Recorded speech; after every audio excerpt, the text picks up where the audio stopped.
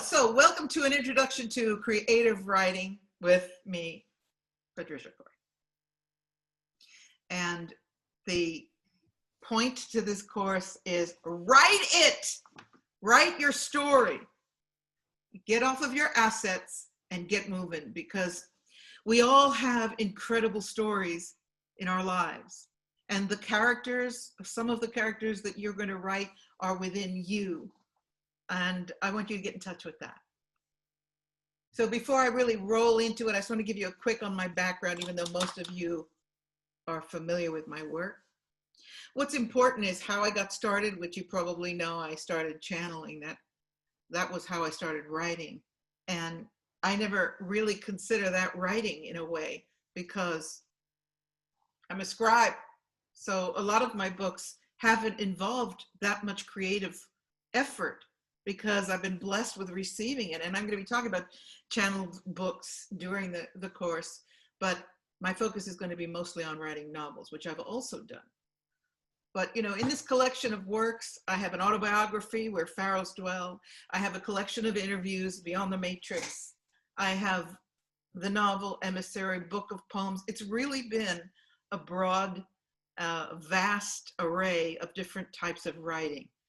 And I just had to show you that I'm into now screenwriting. I've got 7 screenplays out, and one of them won Best Screenplay. I'm so proud of that, because, and this is for you all, I have never had any training. I've never had training as a writer other than a wonderful college education. And I've never had training as a screenwriter. I just woke up one morning and the Syrian High Council said, "We want you to write a movie now." And I said, okay, how am I going to do that? And I just started writing it.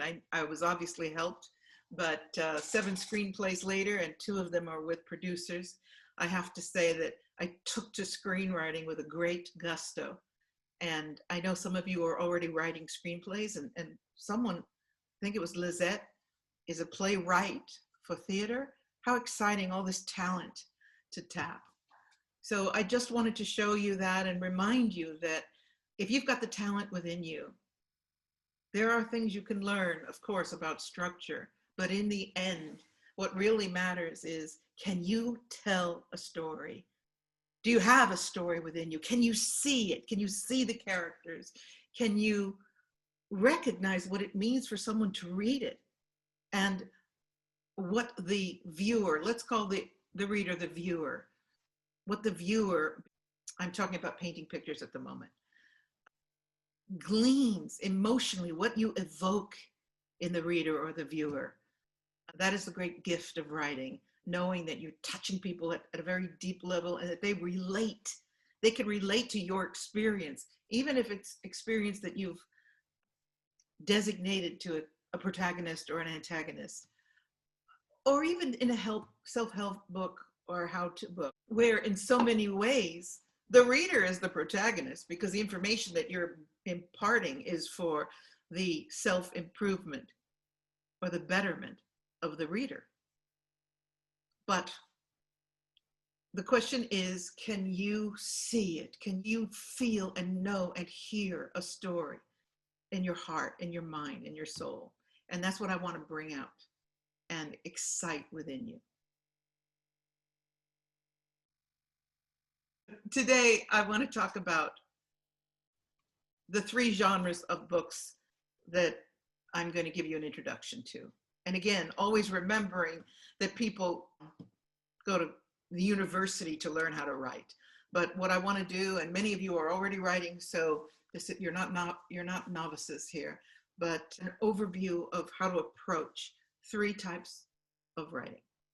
So the first one is the channeled book. Now, I have to be careful what I say here, and you know I'm not the type to be careful what I say. I don't read channel books very often, but when I do, because people insist on, please take a look at this and tell me what you think, I'm very circumspect, because for me, if you really are channeling beings from higher dimensions, you don't write, you don't think, I mean, in the process of channeling for the Syrian High Council, I sit at the computer once I achieve that connection, and it just comes through my hands. And so many times, so often, they stop in the middle of a sentence. It is the most uncanny thing. It's like, and the channel dissipates, and I'm in the middle of a sentence. That's how much I am in service, and that is how, when people ask me about how I feel about my books, I always say, well, I'm only the scribe, so I can't take credit for it. And it's really proof to me when I can be in the middle of a sentence and they disappear and the words disappear, and that's the end of the session for the day. So there's not a whole lot I could ever teach or share about channeled books, other than, number one, when I first started doing this work, it was still the exception to find channeled material. And it was so hard to work with a community of people that were still not familiar with channeling. So I used to hear the common comment was, how do you know you're really channeling? Maybe it's just you. To which I always replied, I should only be so savvy. I should only know these quantum physics and mathematical ideas that the council share. Great, let's say it's from me.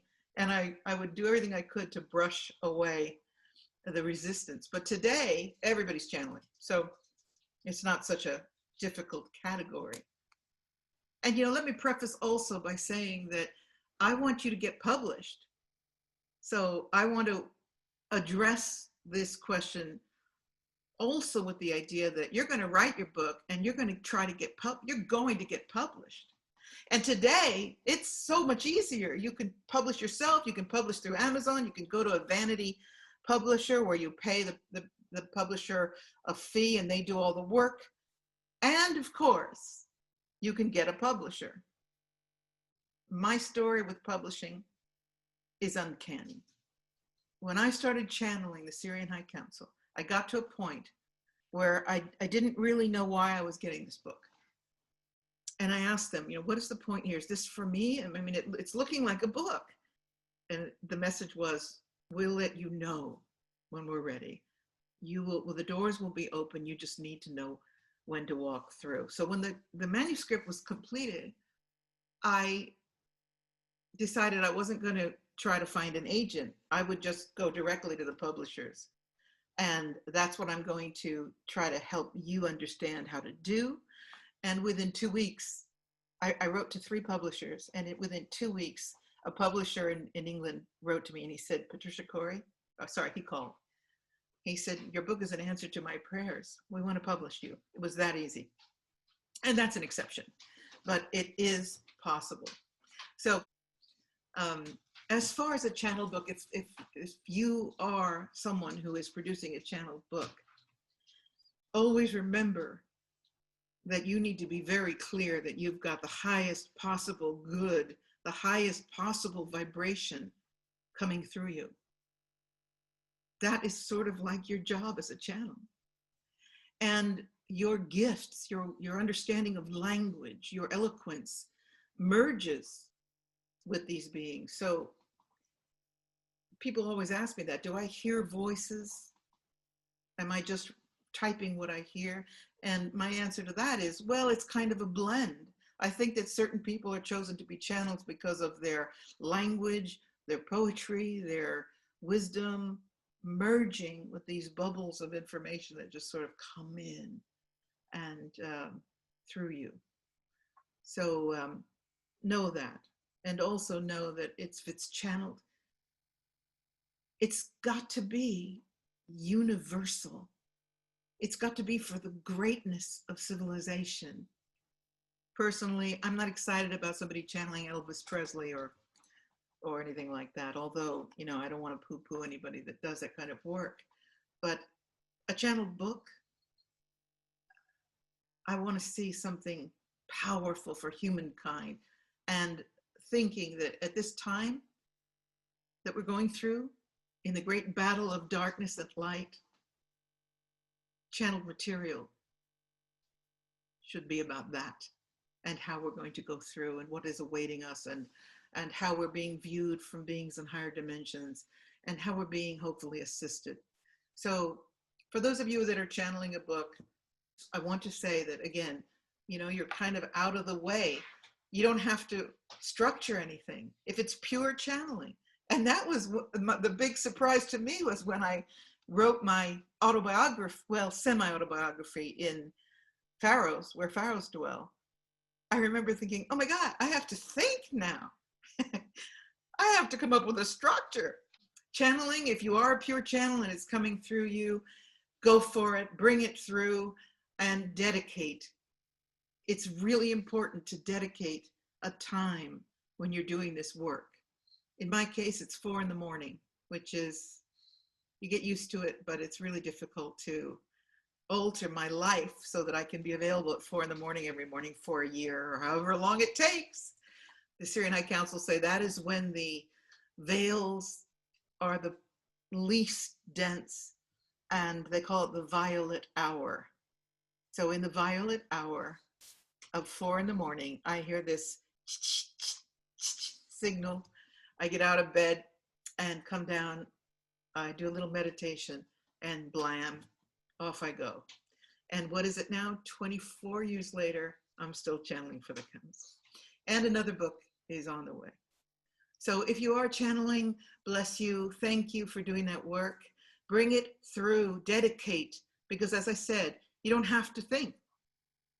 If it's pure channeled, you're not thinking, you're just doing, serving. And then your job is to give it form in the sense that now you're going to get a publisher for it, editor, or whatever that's going to take to bring it to life for others. Then there's the category of self-help and how-to books.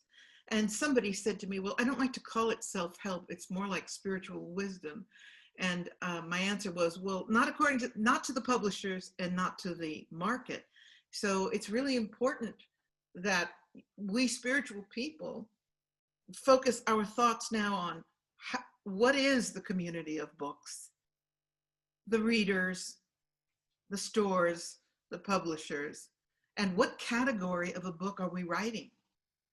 And a self-help book, of course, is probably going to be very spiritual. Although there are the pragmatic self-help, how to get money, how to manifest beauty, or whatever that category of, or that genre is. But I think us of the spiritual community want to impart wisdom, spiritual wisdom, to help people in their lives and in their spiritual journey. How do you write a self-help book? You better know what you're talking about. You better be an expert, because otherwise nobody's going to believe you. In the old days, let's face it, there wasn't access to a computer. So people were reading with a different intention. But these days, if you want information on how to do just about anything, you just Google it. So if you're writing a self-help or a how-to book, and that is imparting wisdom, so you've got the flow of consciousness of either technique, healing techniques, or growth, spiritual growth in the journey, you better be an expert. And you better be able to instill in the reader a sense of hope, a sense of guidance, a sense of truth, above all, truth. I'll talk a little bit more about self-help books and how-to books, which are in many ways the same. But I just want to remind everyone, if you're going to set out to do such a book, number one, it's original. For example, if you trained with Dolores Cannon in her method for hypnosis, quantum hypnosis, if you do a book about it, I'm not saying you're stealing from her, but you're going to have to bring the wisdom that she brought through in her experience of that technique, or that wisdom that she basically not invented, but certainly brought to light for so many thousands of people. And it's going to have a twist that makes it yours, that makes it authentic. And by being authentically yours, brings new information, some dimension or aspect that the reader can say, oh, wow, look at this. This is the next step in this category. A lot of people are writing self-help. And we've also got the Stream of Consciousness book, which is something between channeled and a self-help or how-to book. And that is a flow of wisdom, a flow of guidance, a flow of experience that serves to better the other. And isn't that what we're really talking about here? To bring experience to the other. And when we write novels, our characters are the experience. And when we talk about, as we go into the course, the character's arc, where they experience, go through crisis, go through battles, obstruction, reach a climax, and then eventually find resolution. There's nothing more exciting for me than writing a novel. I'm writing another one right now. For new writers, even experienced writers, you can easily get into the space where you feel like, oh God, I'm so stuck. Usually midway in the book, you just get stuck. You run out of steam. Your characters are flat. It can be very, very hard. Even if you've got structure and you know where you're going, sometimes it can be very, very hard to get out of the middle blues where you start off with a great idea, you start building your characters, you know where you want to go and the ending is, but in the middle somewhere it just gets flat. And so together I want to really excite you about how to keep it fresh, how to write the truth, emotional truth, how to bring your experience through it. Your life is a novel. All of us.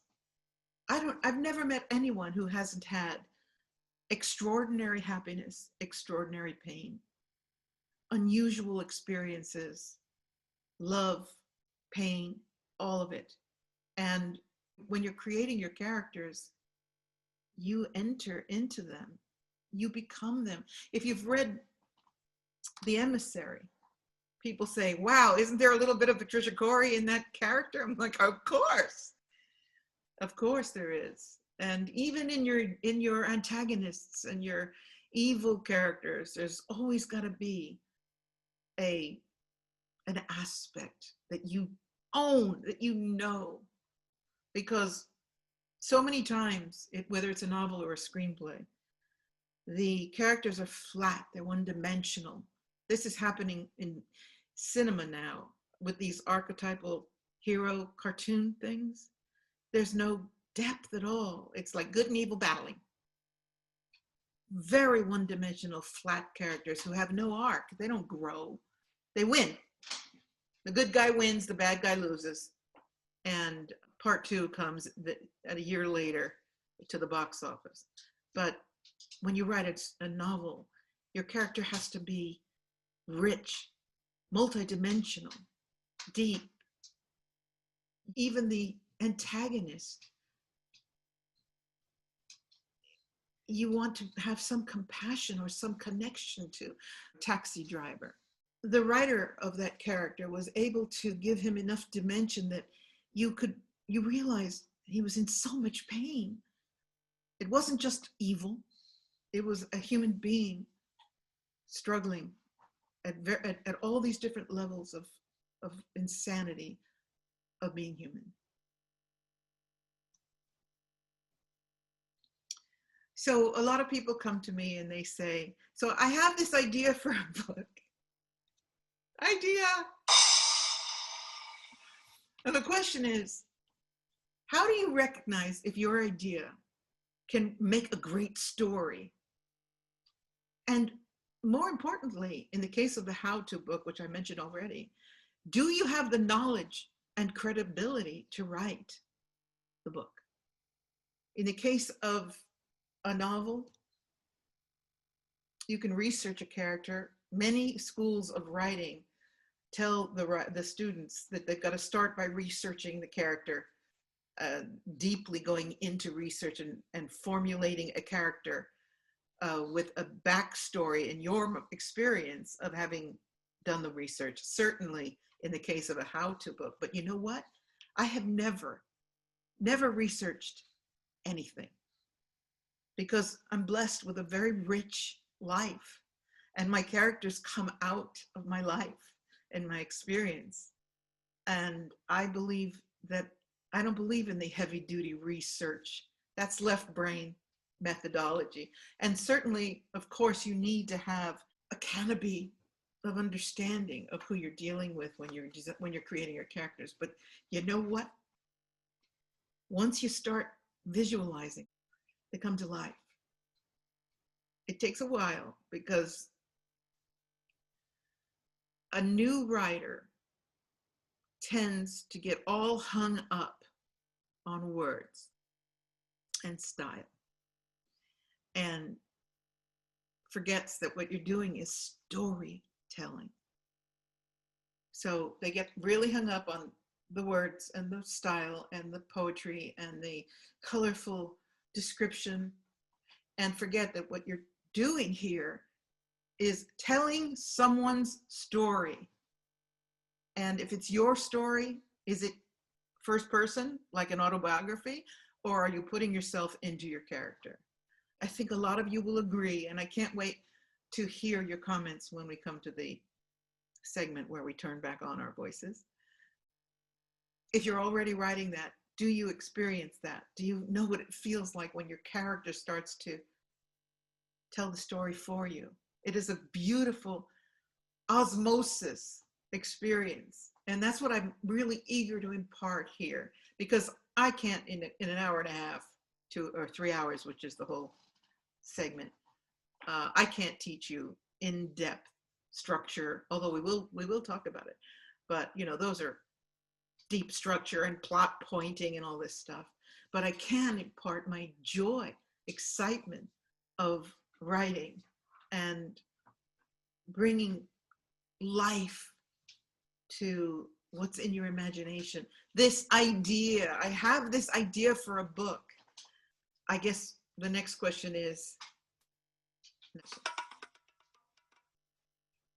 who is it for? Who are you writing for? You're not writing for yourself. You're writing for a segment, a potential target, a demographic. Many of you, for example, are writing children's books. I would never be able to write a children's book. And I love to dabble in all these different genres, but I don't have children. I left the States when I was 32. So my brother's children, I really didn't watch them grow. And I'm not trying to, by the way, I'm not trying to sound like a sad sack here, but I have no children experience. My world is very adult. So I wouldn't know how to write that. And those of you who are writing it, just remember that. You need to know who's reading your story. And children of today are different than children of 30 years ago. Some of them are way ahead of us technologically, and they have access to, well, you know it if you have children, every 3 seconds, the dong, dong, dong, dong on the computer with this bombardment of information. So what is the audience? What is the age group? And that's, you know, very specific when I'm talking about children, because when it comes to just generic writing, I'm not suggesting that you have to know the age group, but you know what? The publisher will ask you, what is the demographic of the audience you're writing to? So you want to keep that in mind when you're writing. Who am I writing to? What am I trying to tell them? Especially in self-help books, which the audience tends to be very female. The demographic tends to be 30 to 60. And of course, that's very generic. But it's important to identify that, because when you're chewing around, I have this idea for this book, I have this other idea for the book, I want a children's book, I'm writing plays. It's like, okay, you need to write one book to start. What is of all the works that you're working on, which one connects you to an audience that you want to reach. And kudos to those of you who are writing children's books. They need as much as you can bring them in the world that they live in. So it's important, know your audience. Once you really do have an idea of what you want to write, what your category is, focus your lens. Storytelling and then writing are very much the same art. So again, people get hung up in the craft of the writing and the style and the flow of the language, which is so important. I love beautiful language. But can you tell a story? And I'm going to give you an example. Most of the time when I'm out socially and people start telling a story, I get exasperated because 90% of the people never know where to begin the story. So they say, you know, I had this experience. It was, speaking of dolphins. Well, it was back when I first moved to the beach in California. Well, no, actually, before that, I lived in Florida, but there were dolphins there too. But, you know, when I first moved to California, that was 20 years ago. And I'm like, where is this story going to start? Are we going to go back to when she was a child and she went to her parents took her to a dolphin exhibit? It's like, focus your lens. You don't have the luxury or the need to go back about when you're writing a novel, when you're writing about a character. You've got to grab the story. What is the story about? Who is it about? If you're at a party and you're trying to tell a story, are you able to captivate a group of people? Listen, I got a story for you. And bang, bang, bang, get to the point. What is the point of the story? Steve Martin, who back in the day was my favorite comedian. He has a one-liner, and he was talking about this woman wouldn't stop talking, and he was getting exasperated. And he said, here's an idea. Have a point. It's so much more entertaining for the listener. And it cracked me up, and it's so true. So I ask you, when you're telling a story, do you know how to focus your lens? It's like, what is extraneous? Writers tend to fill up the page with a lot of extraneous information. Dostoevsky and the great classics with their 87,000 characters, because the Victorians were sitting around with a candlelight with nothing else to do, right? To read. There was no TV, there was no radio, so they used to read by the candlelight and get absorbed because there were no distractions. But today, everything's fast, man. What's the point? Let me get it. Where are the pictures? And unfortunately, our minds are becoming more and more entrained in that bombardment, sensate bombardment. A lot of times you just don't have the time to go all the way back, and I'll be talking about this when I get into structure, to where, well, you know, I went there, but it was like when I was 15. Well, I met my boyfriend, actually. Let me think, was that 18? Yeah, I guess it was 18. And I'm like, oh, please, what's the point of the story? How do you tell a story orally? How do you share an experience? Do you captivate? And I want to say that in my experience, my personal delivery, I've always been a storyteller. I've always been the one at the party that has a group of people standing around listening to my story. And it's because I don't have extraneous information, or at least I don't think I do. There's a rhythm in storytelling. It's a natural rhythm. And that's why I was able to write screenplays without any training, because the school of screenwriting talks about plot points, and on a certain page, you should have had the initial intervening experience. They've got all this terminology, plot point 1, plot point 2, by page this, by page that. And when I looked at my screenplay, having never ever studied it, I was amazed amazed that exactly where they said a certain event should happen, like a certain percentage of the screenplay, bingo, right on the page it would be, because it's a natural flow when you're a storyteller. And you'll see what I mean as we get further in here. But do you have that ability? And you know who else can really teach you that is comedians. They've got a setup, climax, and a resolution in the final the punchline, and a delivery that requires perfection to hold the audience, because comedians have to give you a bit, another bit, another bit to keep you laughing and intrigued. So it's a great way, watching stand-up comedy. Let me just preface that by saying that these days so many stand-up comedians are so filthy, I can't enjoy it, watching it anymore. But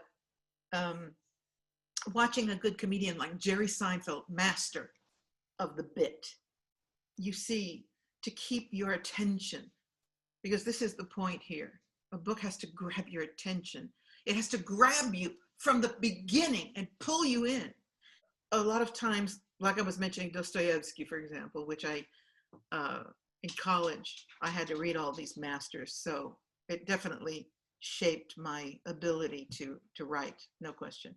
But the Victorians could sit around and take notes, because if you've ever read Dostoevsky, it's like 75 characters in the first 10 pages. Not the kind of writing that works anymore. And so again, when I speak about know your audience, no, today's audience needs to get right into the story, pulled in and involved. I call it grabbing me by the lapels. I'm so eager to, like I said, to talk to you all and hear if you understand what I'm talking about, the storyteller in a party, in a dinner party, the person who captivates. Is that you? Because if you have that skill naturally, you're a natural writer. Especially when you get out of your own way of the form will come, because you either have the gift of language or you don't. And seeing the comments that came into me in your letters, I think a lot of you do. Very eloquent writing already, just in explaining what you do, what you're interested in writing. This is what I've been talking about already, editing the noise in your mind, cutting away, cutting to the point, how you think, how you speak. If you're a person who has a comedic approach, you're probably going to be writing a comedic overtone in your writing. Know who you are. Know how you speak. And that's the truth. Write the truth. When you stray from who you really are, it's much harder to write. How do you perceive the world? Bring it through.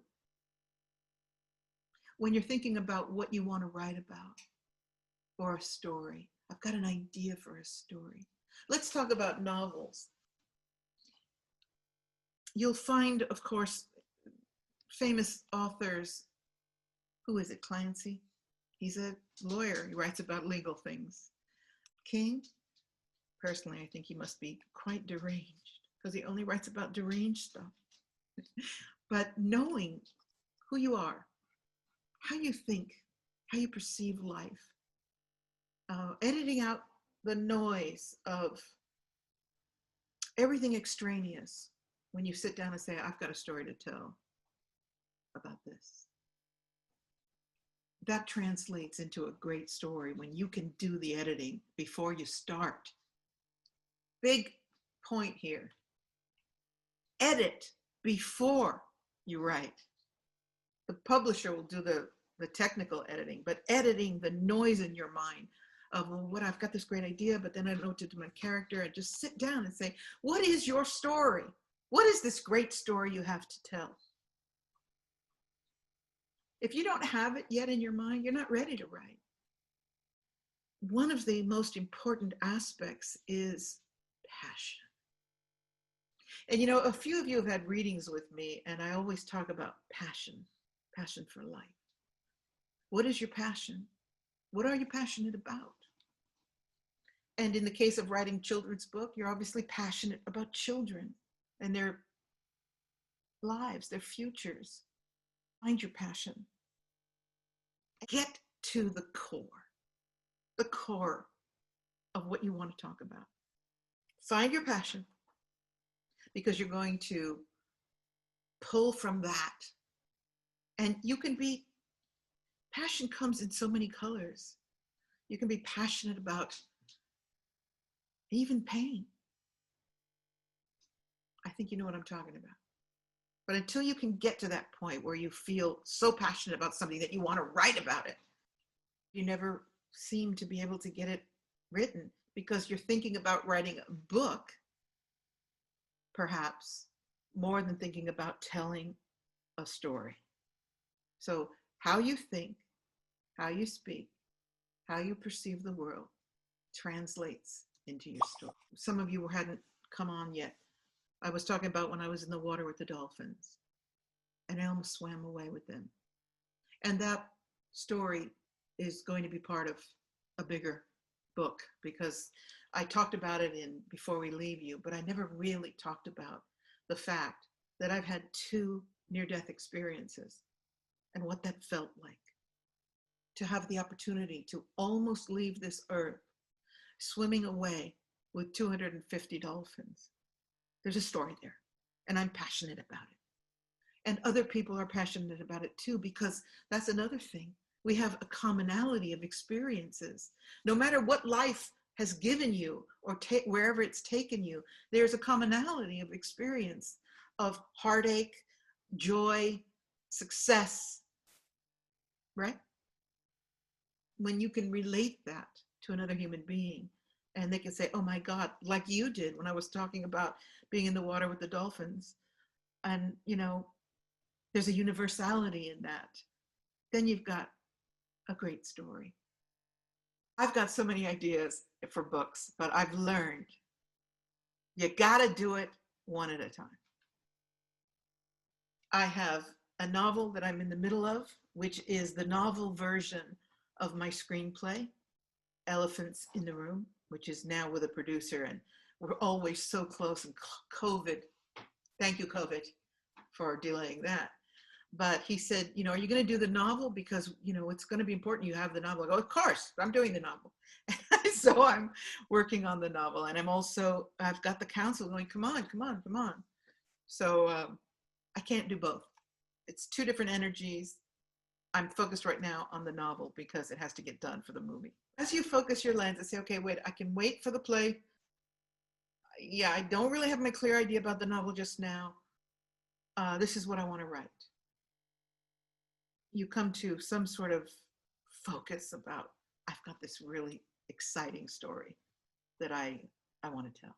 And you know what? You don't have to know the whole story when you start out. So some people refer to my style of writing as pantsers, and the other style of writing as outliners. I can't write an outline. It's boring, it's left brain, I'm just not going to do it. I'm not a follower. My mind doesn't work that way.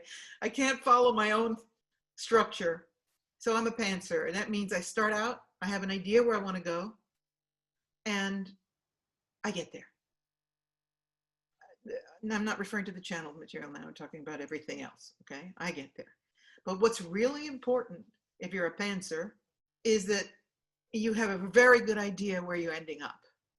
What I've found in writing novels, which is my new passion, is that once you get really rolling and you really define your characters and the struggle, the obstacles this character is facing, it starts to write itself. They come to life for you. And that is the most exciting moment. When I was writing the novel for Elephants, I had really a difficult time it's hard to explain this. Writing a script is very different than writing a novel. And I'll be also offering that to you guys. But the script is, can you say it in a can you say it in a paragraph? Can you say it in a sentence? Can you say it in a word? And it's clipped and precise, and everything's pictures and ready, camera-worthy moments. But in a novel, of course, you've got to find a way to give backstory and levels, layers to these people. And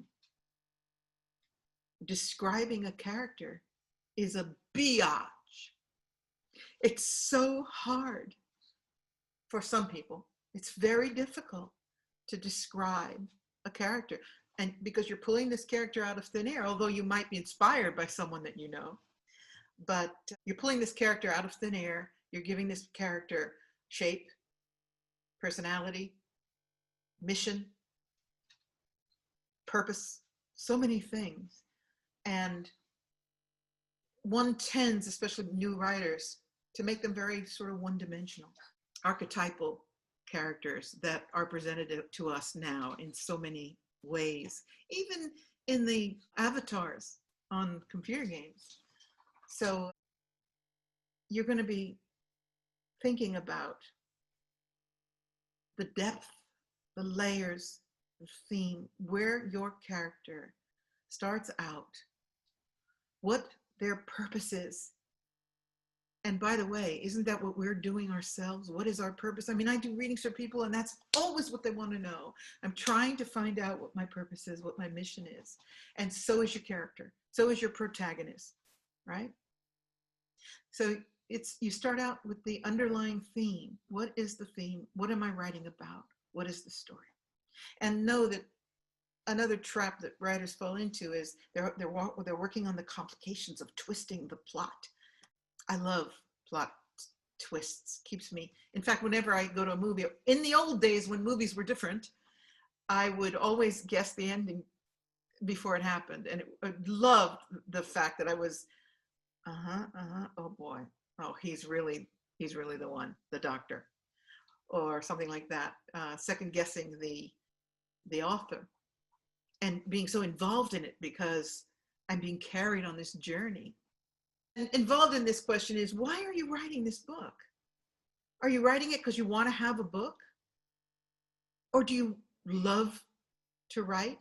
Many of us are poets. I mean, when I was a kid, young woman, I used to write reams and reams of poetry. But why are you writing this book? Again, going back to know your audience, know why is the story bubbling up inside of you? Why do you want to tell this story? And so important to keep remembering the difference between the book and the story. Because the book requires a lot of structural behavior, but a story you can tell over dinner.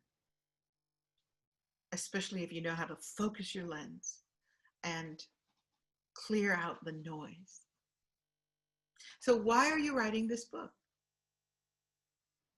Some of you in your notes to me described that you are teaching methodologies, spiritual wisdom, etc. And that's a beautiful purpose for writing a flow of consciousness book. But when you're writing a novel, what is the point of your story? What are you getting across? What is the passion behind the story? The voice refers to first, second, or third person. So first person, I mean, I'm sure you all understand this, but just so that we're all on the same page. First person is I. So I tell my autobiography, when I went to Egypt, what happened to me, blah, blah, blah. Second person is you, very rarely used in any kind of novel writing. And of course, third person is he, she, it. And oh boy, don't we have a problem today? Because now we've got to think about who we're going to offend if we use proper pronouns. Proper as in he, she, or it, as the English language was written. Now you've got gender fluid, every kind of thing. And people are being offended by the use of anything that they believe resembles nomenclature, category, gender, idea, whatever. And you're going to have to make that decision. Are you going to go for the politically correct solution? Or are you going to stick with English or whatever your language is, grammar? That's a decision you're going to have to make. Me, when I write about, I will never say they instead of he or she. So my solution is to write, and you've read it in my books, S in parenthesis and then HE when I'm talking about a third person. But that's not good enough for the people that are screaming about gender fluidity and binary. You know, one of the great things about being old is I just don't have to get my head around it. And so, but it is important. It is important for writing. Another thing that you can do is just identify it at the beginning of the book and say, for purpose of writing, I use the following pronouns. But this is something that I find very difficult because the language is beautiful. Language is music. And all of this imposed hysteria taints the writing, taints the message. Anyway, that's something that you're going to decide for yourself. The point of view is who's telling the story? Whose point of view is it? Is it the primary character? Is it the antagonist? That's what it's referred to as the POV, or the point of view. Third person narrative is Mary was a person who lived in the village, blah, blah, blah, blah, blah. But you can also tell that by a character in the story. The antagonist could say, I knew Mary when she first moved to the village. That's the point of view. And finally, last but not least, the plot. Let's talk about perspective and setting. So I was thinking about this, you know. How your writing reveals your story is a reflection of how you see and experience life. And I thought, you know, how different things are to different people. So take the example of somebody talking about a huge wave. Would your experience have you see it like this? Or would you see it this way? Would it be riding the wild surf? What does this evoke? It's like if I'm telling a story about this giant wave, and is it a terrifying experience like this first image? The guy who's fishing, he looks completely comfortable there. It's almost as if the wave is part of his process for being able to bring in the fish. Unfortunately, this image behind where I just don't know how to remove those names there, is a man sitting on a bench in this gigantic wave. He looks like he's ready to commit suicide. And then there's the surf rider. The ultimate experience is catching the wave. So how your writing reveals your story is a reflection how you see life. Do you see, and in this example, what is a wave to you? And how are you going to communicate that to someone who sees it as joyful or terrifying?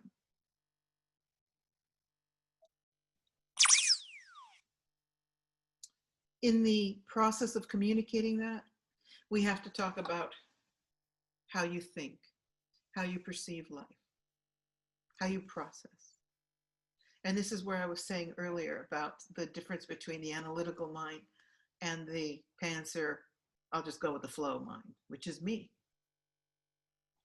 I mean, I do manage to get things accomplished. Obviously, I even made a PowerPoint presentation. That's kind of new for me, but I am a creative mind person. I don't get the logistics. Don't even ask me to fix anything. Well, you know, you've seen me struggle with technology of the minor things. My brain doesn't get it. I just don't think that way. So when it comes to structuring a story, and experience also as starting out in all this writing as a channel where I didn't have to structure anything. How you process is right. You may need to write out a complete outline of how the story is going to be. Or you might be like me and just like, whatever, I'm going to picture my character now. I know what the story is in my gut. I know where I want to get, and it'll unfold. And that's how I write. It'll unfold, and it does. Knowing how you process, how you think, is very important to the process of writing.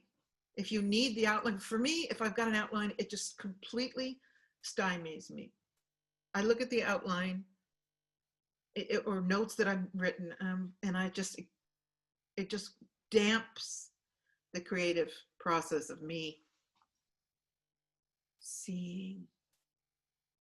This was in The Emissary, seeing my character and knowing a lot of me was in her.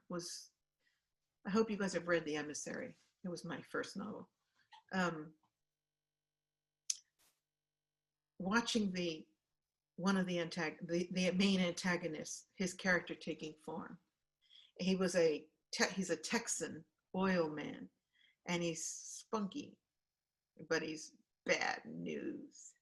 And I described him as Napoleon in cowboy boots, because instead of saying he was 4 foot tall or whatever, right? Napoleon in cowboy boots said it all, you know? And that's what I mean about seeing it, going with the flow of it, picturing it.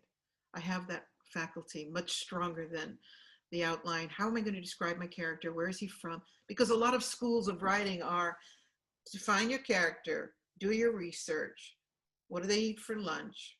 How do they make love? Ugh, that's not my process. But if it is yours, do the work. Teachers talk about the pyramid of activity and aspects of the story, and I thought of a roller coaster and the anticipation of climbing, and the fear also. Or if the cart goes and there's I mean, obviously this is a metaphor, but I like it. So here's what I have to say about forming your plot. I hope I'm not going too fast for you. I mean, this is an intensive, so I'm giving you as much as I can as quickly as possible. So there's the setup to your story. I mean, we're basing now on the fact that we've defined what we want to write about, who we want to write to, what the passion is behind the story, okay? And now we've got to come up with a plot. So the first part of the story is the setup. Grab your reader by the seat of their pants. You don't have to write 20 pages before they know what the story's about. Like the story that I was telling you about my boyfriend. Well, we go back when I first met him, and I'm like, oh God, what are you telling? Tell a story like the person who's listening's only got 2 minutes to hear you before they decide they're leaving the room. My story, Elephants in the Room, the screenplay is very different than the novel. I have to create a sense of, number one, who is my protagonist and what is her drama? What is her problem? So it's the story of a very wealthy couple, super, super rich Manhattan elite. And the wife is unhappy because she married for money, and somewhere in her illusion, she thought she loved him, the Prince of Wall Street. In the meantime, she gets pregnant. She has a baby, and the baby is autistic. I'm not going to tell you the whole story because I want to be succinct, which is what I'm trying to convince you to do. But that's the movie is very different than the story, because the novel has to give you some backstory. So the movie starts where she and her husband are in the dining room in their mansion, and their little boy is acting out. So we know right away in the movie that he's autistic. And there's this ice cold relationship. So we're already 6 years into, let's say 7 or 8 years into the marriage. The boy is 6 years old, and the story goes from there. But in the novel, I had to give some backstory. So I decided, let's throw my protagonist, who the wife, her name is Rachel Raff. She's my hero. It's her story. You have to be able to identify who that is. In your mind, you have to know whose story it is when you start writing it. Starting the novel,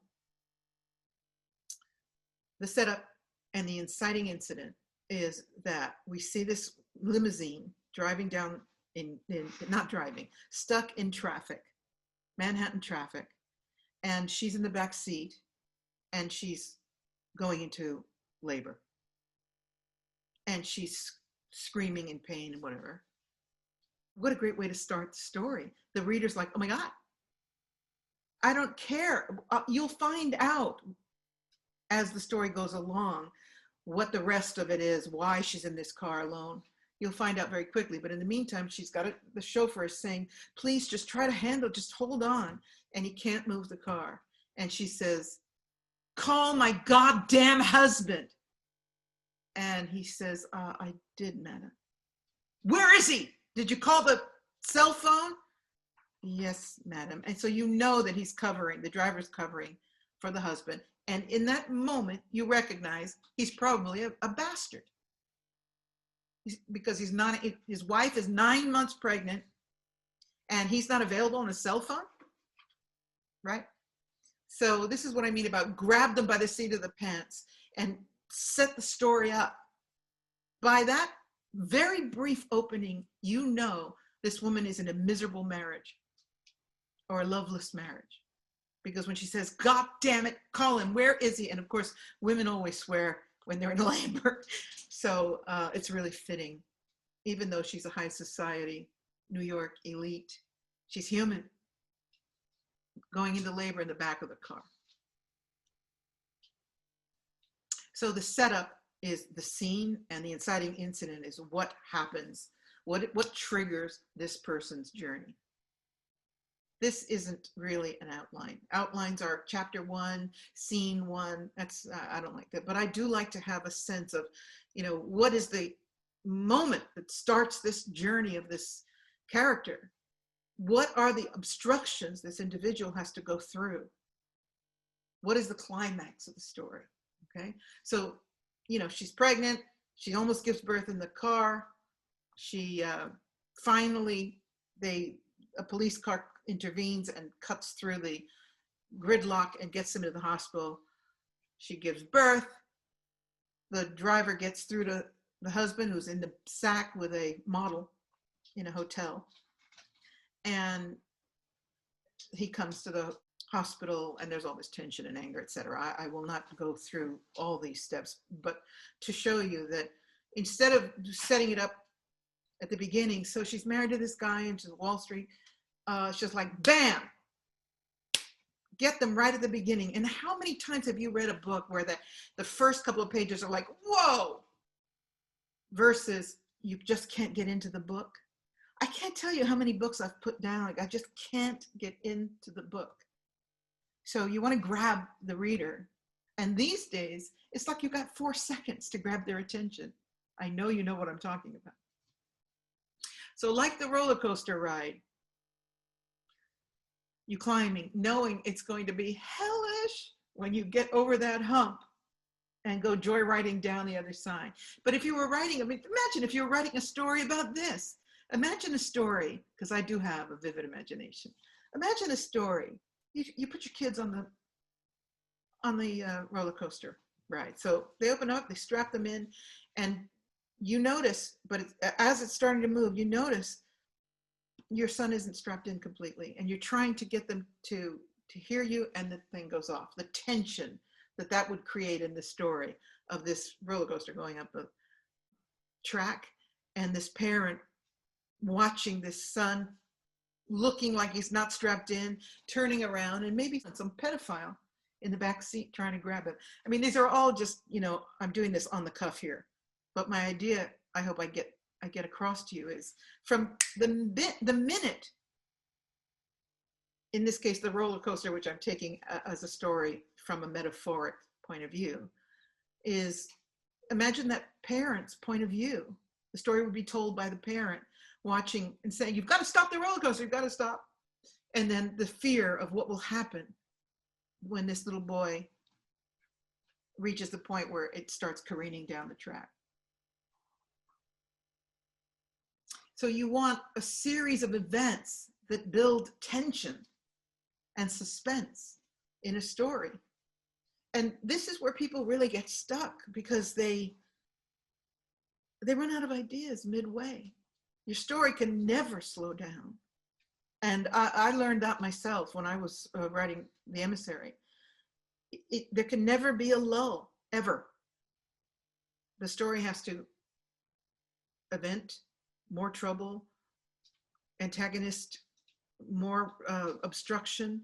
The character, the lead character, or the protagonist is struggling to reach a goal, and there's nothing but obstruction. This is the structure of a novel. And then the falling events happen that lead to resolution of the conflict. And then the conclusion. So, you know, this is a very elementary approach, but it is the essential approach to plot. The setup, grab them right away, and then I may not have time now to go into the next part of this course, which we'll do next week, which is the character arc, building the character's motivation, obstruction, the battle, etc. But just keep this in mind, and I hope you're taking notes. The setup to your story is so important. And know that the protagonist has to be struggling. Sometimes that's inner struggle, sometimes it's the outer world. But there's no story if there's no struggle. And, you know, when my first producer for The Emissary said, throw the book at this woman. She's not suffering enough. She's not struggling enough. I said, what more do you want? The whales are about to tip over the ship. More internal struggle. She's battling for her life, for the planet. It's not coming across. All right, so I'm just going to talk about the conflict that I've been explaining here, and this might be the last point for today. Conflict. Oh, come on, how cute is that? Protagonist, antagonist, always in a battle. What is the protagonist's outer and inner turmoil? This you've got to know. And you just look at some of your favorite movies or stories. Look at Postcards of the Edge. The protagonist, and Carrie Fisher was the protagonist, and her mother, Debbie Fisher, was the antagonist, even though she loved her. Antagonist doesn't have to be evil. It's just an obstruction to the protagonist, to your hero. A force that perpetually blocks or obstructs your hero or your character, your protagonist, from moving ahead, from finding resolution. And that's where I say the outer and the inner turmoil. What or who is the antagonistic force? In the case of Postcards from the Edge, this battle that I want to keep saying Meryl Streep because I saw the movie, but loved, adored her mother and resented her too, struggled with this battle. And she had addiction and all these things. And, you know, having Debbie Fisher as your mother, Debbie Reynolds, sorry, this glamour, superstar, achiever, what a struggle that would be. No wonder she got into addiction, always struggling to be good enough, to live up to her mother's persona. So just remember that you don't always have to have a person or an outer struggle, but usually it's the case in a successful writing that you've got your hero, you've got a force against the hero. Look at even The Exorcist. The antagonist is an evil spirit, right? So it comes in many different colors. If you ever read the book Cujo, I thought it was a masterpiece. It's the story of Stephen King, the story of a woman whose car breaks down in this weird, bizarre, off-the-road location, and this dog comes out. And as I recall, she goes inside. She goes. Does she go in for help? I don't remember. I don't think she goes in. I think we, the reader, see that inside the owner of this place is a bloody heap. Has been attacked by the dog, and this dog comes to the car, and slowly, she's trapped. She's running out of air. She's out of gas. She's got the windows. It's a hot day, as I recall, but she has the windows rolled up because this dog is menacing, and it gets on the hood of the car, and she can't go anywhere, and this dog starts to attack the car. If you haven't read this book and you like suspense, this is a masterpiece of a story. I remember reading the book, and then one night my mom was in Rome, and we were watching TV and switching the channels, and I saw the beginning of it. I had never seen the movie, and I went, oh, this must be Cujo. Oh God. And what a masterpiece of writing, that immediately there's trouble in that car, and how it resolves is a remarkable story. So remember that your protagonist is the main character, the one driving the story. And that has to be identified immediately. If you don't know who your main character is, you're not going to be able to write your book. Who is the hero, the protagonist of the story, and what is the struggle? And who is the antagonist? The antagonist is the character or force that opposes the protagonist, and the antagonist is the catalyst for the entire plot. Example. In Aliens, you've got a bunch of, I think it's a cargo ship. Yeah, it's a cargo ship in space, and they're going to deliver something, and they're all in it for the money. As I recall, the talk is about, cashing in when they deliver or pick up whatever they're supposed to pick up as a space mission. And as you well know, Aliens, one of the scariest movies I've ever seen in my life. The creature gets in the ship and becomes the antagonist for Sigourney Weaver's character. But it's so beautifully written because this isn't just evil personified. The only reason why this creature got on the ship is because they went stick into this life form. So if you recall the story, they land on this planet and they go out for their first mission, and they find this horrible, sappy, ghoulish thing, and they stick a stick in, and it hooks on. So that's an interesting aspect, that there's no archetypal evil. Even this creature has a reason for what it does. It was intruded upon. It was interfered with.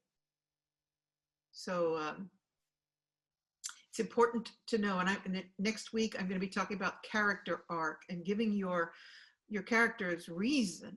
Even the antagonist has to have growth, experience. We have to understand the many layers of this person.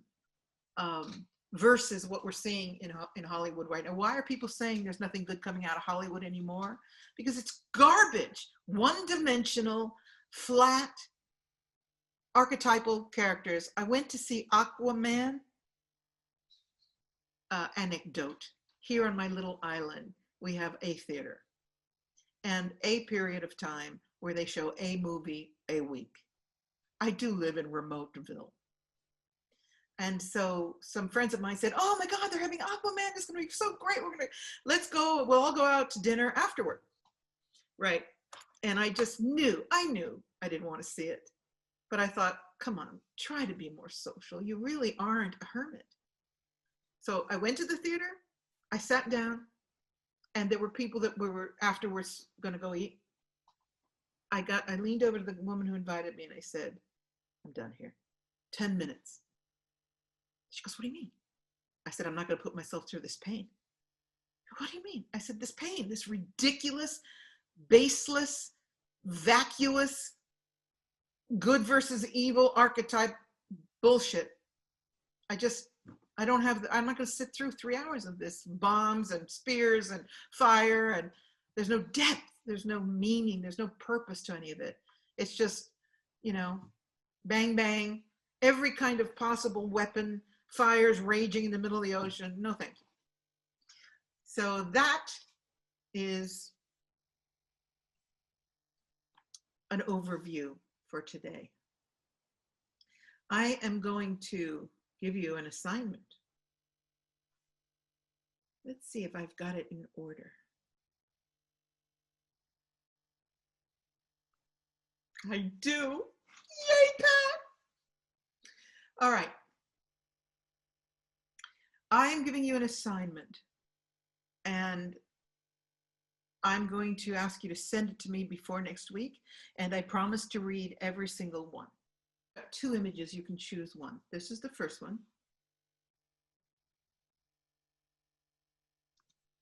This is the second one. How do I go back? Okay. I want you to tell me 2 things, no more than a page, all right? The first thing is, where is this? What do you see? And then I want you to write a 1-page story of what happens here. Create 1-page story. So I'm not looking for masterpiece work, all right? But I want you to tell me in your imagination, what could you see happening here? Okay? And by the way, or you could also do and, if you're really up for it, you can do both. So this is, the scene is presented to you, and I'm asking you to bring in a character or 2 or an event.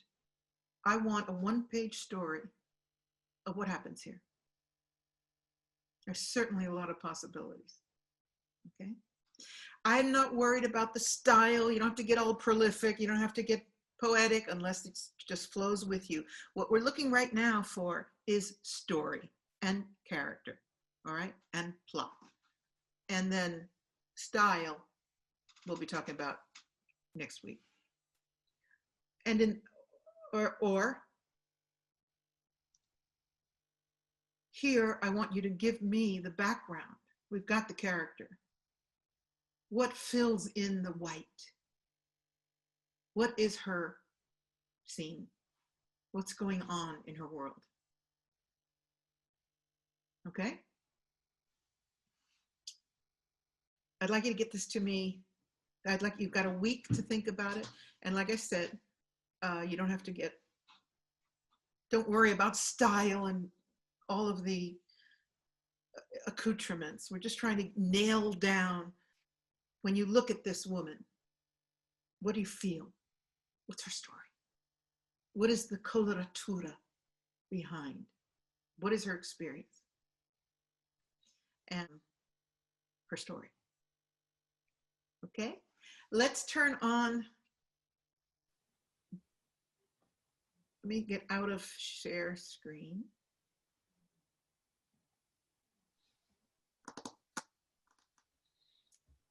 This is the best 25 pounds I've ever spent. Oh, that's wonderful to hear. Thank you. Thank Me you. too, hands down. Oh, that's I've great. written I'm so glad. so many ideas down. Fantastic. I wasn't being dramatic enough, and I've got to learn to let myself enjoy the drama. Best education I got from the producer, and he said, you're not putting your protagonist in enough pain. Throw the book at her. I was like, but he was right. And when I started doing the rewriting, it's like all the stuff emerged deep inside of me. Things like humiliation, you know, facing her demons about whatever, because your protagonist has to have demons within. And I don't mean demonic demons. I mean issues. Because as we go to next week, we'll be talking about the character's arc. And some people write characters that are just flat. Okay, well, how about an example, like for instance, if you've had like some, you know, you want to write a story, but there's so much trauma. How do you weed out like too much of, like, people say they'll never buy it, you know, that much shit happened. How do you pick and choose the most traumatic moments to highlight? Because if it's too much, you just drag people down too. That's an excellent question. And I'll be talking about that more next week in the character arc. But in essence, first of all, it has to register as truth. And secondly, you have to find the main driving problem. Like if you've got a woman who was sexually abused as a child, and her husband abuses her too, and she was thrown into an institution and they raped her there. And what is the ultimate problem that this person has to resolve? So if it's too much trauma, it's like what I was talking about, the backstory. And then, you know, well, when I was 14, and then when I was 8, and when I was 2, and actually my mother used to say bad things in the womb, and you've got to get to a starting point. And that starting point is the seat of the pants. So, you know, if you're telling, for example, too much trauma, let's say a 28-year-old woman who's been thrown in a car and dragged away and raped. Okay. And then she ends up in a doctor's office, a psychiatrist's office, and starts to tell her story that she was raped when she was a child. You've got room to be able to present that support information after you've got your inciting incident, where you've identified what the problem is going to be about, right? Yeah. But if you try to, and that problem, let's say that a girl who gets thrown in a car and raped, and then we reveal that she's been a victim of sexual abuse, okay? You can't fit in, her mother never loved her, at school she had problems, you've got to hone in on something, some aspect that is the driving aspect of this person's problem. Purpose of telling the story. Does that make sense, Karen? Have I answered your question? Erica, Who asked yeah. the question? Oh, it was Christy. It was me, Erica. Oh, it was you. Okay. Does that make sense as an answer? Yeah. It's like, you know, when you were talking about the character developments next week, so I'll save those questions for next week, because, you know, I've got a whole array of characters, but they're all like so dark, and yet they're all so important. So how do you give one humor and another one, you know, but next week, I guess you'll cover the character, because the characters are so important. Well, the first question is, have you defined your protagonist? Because the characters around the protagonist. Yes. Okay, so you know who your protagonist is. And do you know who your antagonist is? Yes. So do all of these additional characters serve to tell the story, or are they extraneous? Yes. Because you can No, it was all a unit. They work together. Okay. Yeah, we'll talk about that in character arc, but just remember that you can't drown. There has to be resolution in the story. Yeah. So if you've got, you know, like, let's say a satanic cult that is going after this woman, all right? If it's bogged down to the point where it's dark, all the way through, then you don't have an arc, because you don't have a story arc, because at some point there has to be, you know, climactic moment, and then Yeah, no, there's beautiful aspects to each character. There's beauty in each one, but the driving force is, of course, the sickness that is, I'll write you an email and then. is it a satanic force? No, not at all. No, Okay. it's someone with schizophrenia raising children. Look at it again and ask yourself, you said it's just like I'm bogged down in all these characters. So ask yourself, even if the real story has these characters that you're drawing from, are they needed in the written story? And if they are, great. But if they're not, if there's just too much evil or too much dysfunction, at a certain point, your protagonist has to fight through it and win. Mm-hmm. Although there are also negative storylines with a negative outcome, but by and large, you want your protagonist to win. And so just make sure that it's not so overwhelming that you don't know how to get your protagonist through it, over the curve, and coming down to resolution. It almost feels like a thorn birds, because like if you go back in the family lineage, there's just so much that threads it all together, whether it was the Spanish Civil War or the World War II, and the things that happened to the parents and then bled into the children, and then how it just the thread keeps going. So how do you break that? And you don't go back to the Civil War. You find the starting point that's relevant now to your protagonist. And then you work in, I don't want to keep everybody hung up while I talk about this personally with you, but I understand. Yeah. We can, we'll be talking about this more in the second part. And in the meantime, I'd like you to think about that. Okay. Do you really need all those characters? Okay. Because it's very hard to let go. I don't know how many others of you are writing a novel now. It's hard to let go of something you've created, and to you is really important, but you've got to get really distance and ask yourself, if you've gotten bogged down in the storytelling, there's a reason. And probably the reason is because you've got extraneous information that is not assisting us in feeling the protagonist-antagonist duality and the struggle that will eventually resolve. So, bogged down in all the history of it and the generations of it, ask yourself if that's really relevant to your story. Okay, does anyone else have any questions?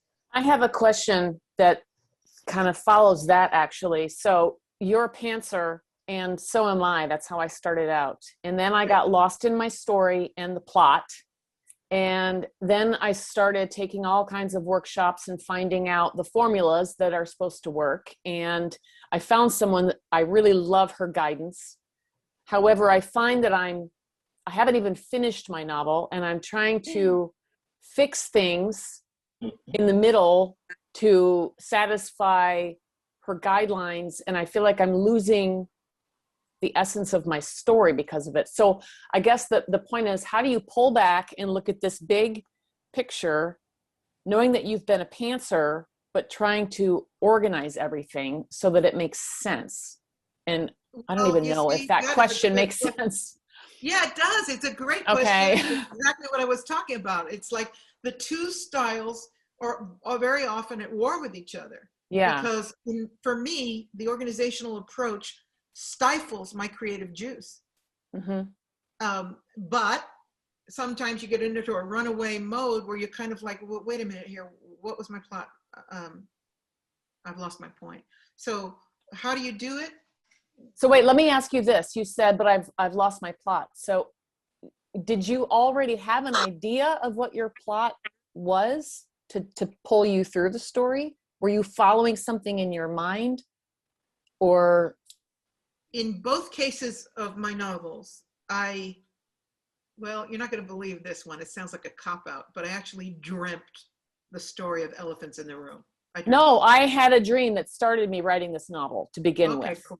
Yeah, so I totally get that. It, and I got so much of the story in the dream, I kind of knew where it was heading. And then, the tricky part is the middle, where people get stuck in the middle, because you've got to keep the momentum. And that means you've got to keep this battle, this struggle, opposition, all the way up to the climax until it can start to relax and resolve. And so once you get your story going, then all of a sudden it's like, more? What else am I going to do? Because you don't want to just keep throwing in events, actions. You want to throw in things that are interior struggle, right? Aspects of the protagonist that are doing battle with their inner demons or whatever's being evoked by this antagonistic force. It's beautifully demonstrated again in Postcards from the Edge. Her mother has a way, like there's the point in she has a dinner party. You might have seen the video clip of it. Carrie Fisher's birthday, Meryl Streep plays her. And all the people are there for the party. And she's been through some kind of addiction healing. And her mother gets up, somebody says, "Are you going to sing for us?" It's always about the mother. So it doesn't have to be this, this battle, physical battle all the time. But the subtle nuance here is, here it is. I've just gotten through getting clean. This is my birthday party. And here's my mother taking the show. And she loves her and she hates her, right? So in the scene where her mother gets up, somebody says, "Aren't you going to just do a number for us?" And she goes, "Oh no, I couldn't. Do you really want me to?" Yeah, go ahead. And Meryl Streep says, yeah, Mom, come on. So she gets up and she does the number, "I'm still here." Through it all, I'm still here. And then she throws in this little dig through the addiction, and I'm here, I'm still here. And Meryl Streep is watching and she's loving it. And then she slips in this dig and it just takes her down. And this is what I'm talking about, these moments of struggle. Like, I'm wanting to love you, and then you kick me down. I'm wanting to resolve the fact that the reason why I'm in addiction is you. And this experience, it's sort of like being on the roller coaster and then the cart goes back, slips, Yeah. Does that make sense? It does. But have you ever found yourself lost in the middle, and is there some kind of trick or technique or something that you have found that helps you get everything back on track? I don't believe in tricks or techniques. I believe in going deep into myself and looking at my character and saying, how would I do? How would I react here? What is the pain? What is the problem? How do I fight my way into winning here? Sure, you find a part of you in that character, right? Oh, yeah. What would I really do? What is my real? And maybe let go of what you learned as far as the structure. Plot, yeah. It's the structure I'm struggling with. Yeah, and just get back to, remember my producer, throw the book at her. There's not enough. I'm like, ugh. And not just throw events, but more, this hero has to find redemption, right? Okay. So maybe that's a way to look at it. Yeah. Okay. Thank you. You're welcome. Anyone else? Just want to say one thing. I was really happy to hear about finding your passion and working with the flow and not so much with the structure, because when I found a passion, then I can really write and it's like nonstop. And when I have to work within a structure, sometimes it works, but I really find it so difficult. And when I really have this passion, and then it became, when the story is finished, then it has all the structure. It has to, it gets structure by writing it somehow. I don't know how because there is a natural flow, which is what I was saying at the beginning. There's a natural flow to good storytelling.